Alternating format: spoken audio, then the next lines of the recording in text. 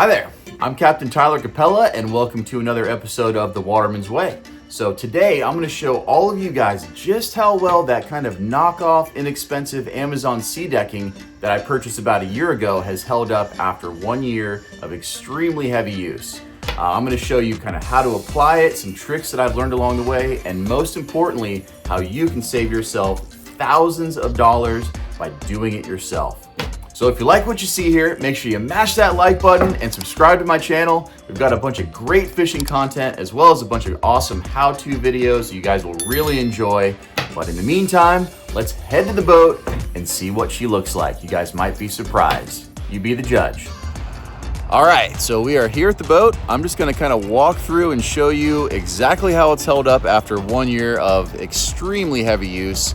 This is my beautiful 25-foot Contender Bay boat behind me here. So I purchased this stuff for like $150 off of Amazon. SeaDek wanted over $2,000 to come out, and just for the hatches, which is totally crazy. And I gotta say, it held up pretty well, but let's walk through it and show you the deal. Here, these hatches here have actually held up extremely well. I know it's in the shade, but there's a couple little nicks and stuff in them, but that's from extreme heavy use. This one, I actually never even had to do anything with it. These never came up. They were constantly stuck onto there. Never had a single issue with those. Same with this big one here. It turned out really, really good after a year's use. It basically looks like almost like the day that I put it on. Now, if you notice these, interestingly enough, on these little pieces, it's starting to kind of I just get a lot of wear and tear. Same exact thing on this side. Now this is the same exact stuff, but I think the reason that it's doing that there is because whenever I step up onto the deck there, that's where you step. Step there and then come up. So I think that's just from an extraordinary amount of use. All right, as we're walking through here, I want to show you something that happened with this kind of bench seat right here. This bench seat actually has a bit of a different non-skid. I pull up a little bit there so you can see it. It's got that kind of diamond pattern, and that allowed it. You can see the non-skid here is much better for the adhesive to stick to. But this stuff, it seemed like when we were running, water and air would get under there a little bit, and it actually would start to peel up from the front. And it only took maybe a couple of months for that to happen. However, what I did was buy some of this stuff, the 3M Super 77 multi-purpose adhesive spray. Get it right on Amazon as well. Once it started to come up, I'd spray a little bit of this stuff under there and then put some weights on top of it, let it sit for a day, and I have not had a problem with it at all. This stuff really, really works great. Inexpensive, a quick fix, super easy. I'll show you guys how to do that in a minute here. Now, the very front, you can see it is starting to degrade pretty heavily, but one thing you have to understand is that I use my boat more than 99% of you out there probably. I'm out here for 280 days out of the year. I put over 1,000 hours on my engine just in the last year, and then that's not to mention the time that we're not on engine using the trolling motor, this is kind of where I stand most of the time. I'm on the front of the boat looking for fish, so a lot of time standing right there, and you can see how it's kind of worn down. It doesn't really bother me that much. I might not even, replace it for now. I don't know if SeaDek would have held up better or not. Maybe. It is way more expensive, but that's literally 10 times more than most people would ever stand there and use their boat in just a year period. And as you can see, like all the other ones, like this is still good to go. And my boat is just sitting out here in the elements all the time. It's not like the sun and the water is degrading this stuff, which I was really worried about. It seems to hold up as long as you're not really standing on it and wearing your feet on it constantly like I am all day, every day. So there's that there. All right, so now we're gonna kind of just move through the boat. You saw all these ones here.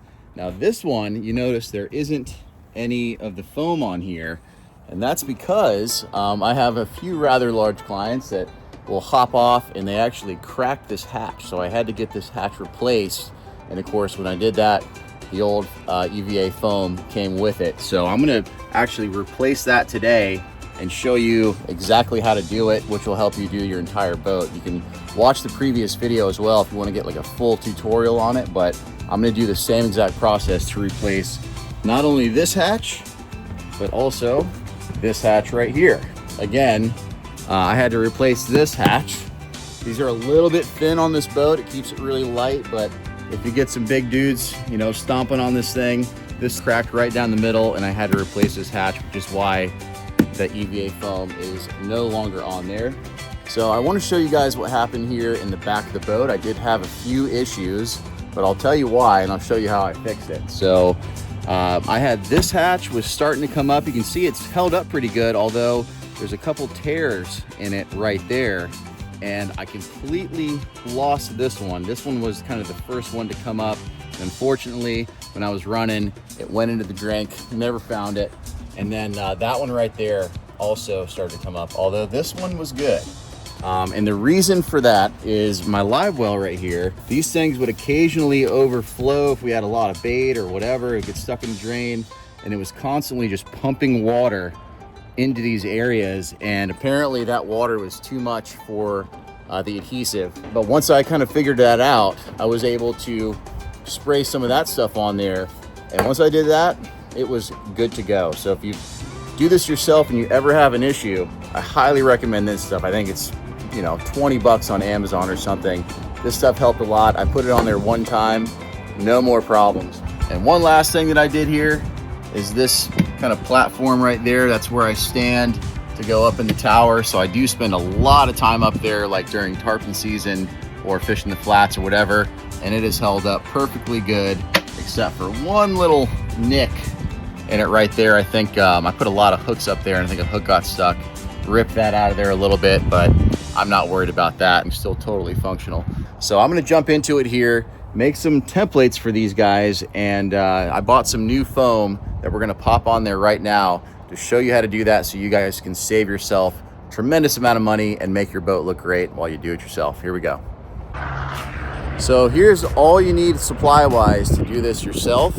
It's really not that much. You can buy this plastic sheeting on Amazon for pretty cheap, just some painter's tape, a box cutter, a Sharpie, a pair of scissors, and then of course the foam itself.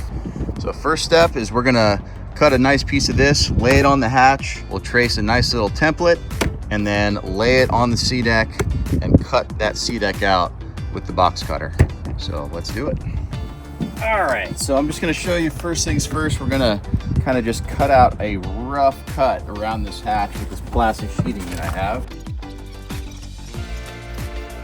Grab the tape. The trick with this is you want to make sure that this plastic sheet is really, really tight. You don't want it crumpled up like this, because then when you put it on the sea deck, you're not going to get the proper outline. So make sure that stuff is very tight on there and taper down. Let's see, she's nice and tight. That way we can get a perfect trace.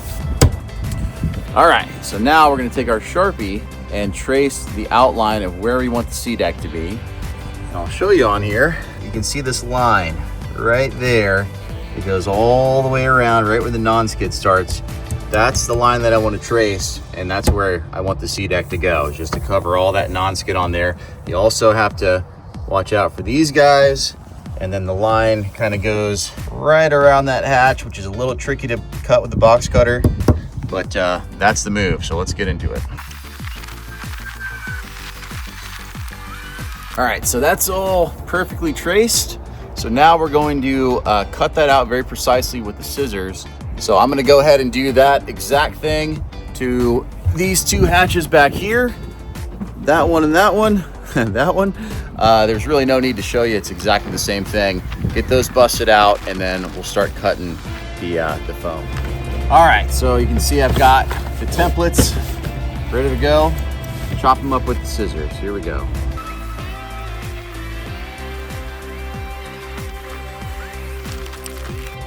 Now, the trick is lay this on top of the foam and get a nice precise cut. Do that, use the box cutter. So here's the templates that I did here. Now, if you do this with Sea Deck, they have a big fancy laser machine that probably costs $1 million bajillion. Who knows how much that thing costs. It'll come on and laser measure your boat. Or you could spend, 10, 15 minutes drawing out a few templates. I don't know how much you you guys get paid an hour, but if it's less than about 500 bucks an hour, it's probably worth doing this rather than paying them to come out. Not too tricky. So now we're gonna go home, and one thing that I forgot is this foam. This is the foam pad that I have right here. As you can see, it has a lot of memory in it. So we're gonna have to go home and lay that thing out on a table. I just put some like weights or dumbbells on top of it to make sure that it lies nice and flat. That way you get a nice cut on it. If you try and cut it when it's like this, there's basically no way you're gonna be able to do that. So we're gonna bring this home, flatten her out, put those templates on top of it, get these babies cut out, and then pop them on the boat. Let's go. We are here back at my house. It's been sitting here for a while, so go ahead and take these weights off of here. It's nice and flat now. That's what we want. And then I'm gonna show you, we're gonna have to turn this upside down and then put the templates on the back of that, on the underside where all the sticky stuff is, and that's how we're gonna cut it. So here we go. This is the side we're going to tape down our EVA foam with some Scotch tape, and we'll just be able to kind of cut right through that. If you try and do it on this side, the box cutter will kind of catch on those edges. You want to make sure that it's just a nice smooth cut, so better to cut on this side right here. Now, very important, okay? So when we trace these templates right here, we trace them with the EVA foam facing up. So when you trace it, I forgot to do it this time, it's actually good to write up or something on that side with the marker so you know which side, because when you lay it down on here, you're gonna have to take that template and turn it upside down. So you wanna make sure that you line everything up. And also on this one, it's got this pattern on it. I like those going kind of horizontally in my boat rather than long ways. So you wanna make sure everything lines up. You're just gonna have to pay attention to that. But again, always, it's a good idea to actually write something on the template itself, letting you know which side is up and which side is down. All right, so you can see, got this thing taped down nicely. Again, you could trace it, but this ensures a nice exact line on there, utilizing the edge of the foam as well, so you don't have to cut that long part. I've got a nice little box cutter here. I really like to use fresh razors if you can get them, because it'll just help you make a nice smooth cut. So it's definitely the move, because it just slices through it like butter. Once these start to get dull, it'll catch a little bit and kind of mess it up. So we're gonna go ahead and start the cut here.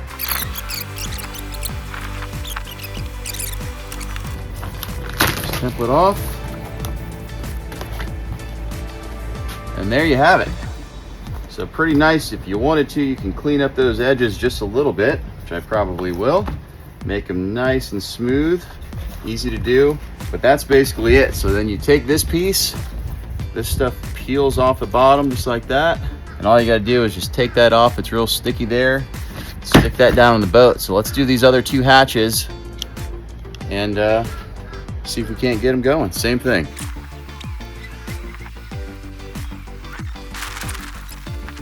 All right, so I've got that second one cut out. If you'll notice, I went and I grabbed my drill and a circular drill bit set, which is perfect for cutting circles in EVA foam.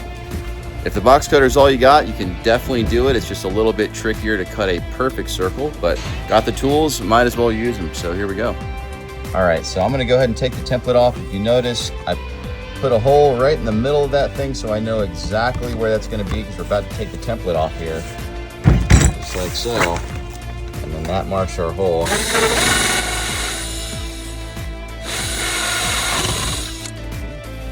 All right, there it is. You can see we get a nice, perfect circle there. And we'll go ahead and do the third one. Okay, and there you have it. We got 3 fresh pieces of foam ready to go back on the boat, get that thing fully decked out and looking good. Let's go to the boat and pop those on. All right, we are back on the boat. Got the new foam pads ready to go. So I'm gonna line this first one up, start taking this sticky pad off the back here, and see what we got. Pretty simple. Should already be perfectly cut here. So line it up where she needs to go.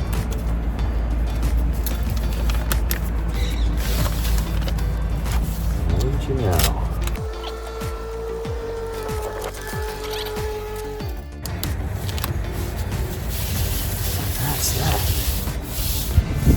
Okay. Good thing to do with this stuff. Take some nice flat shoes.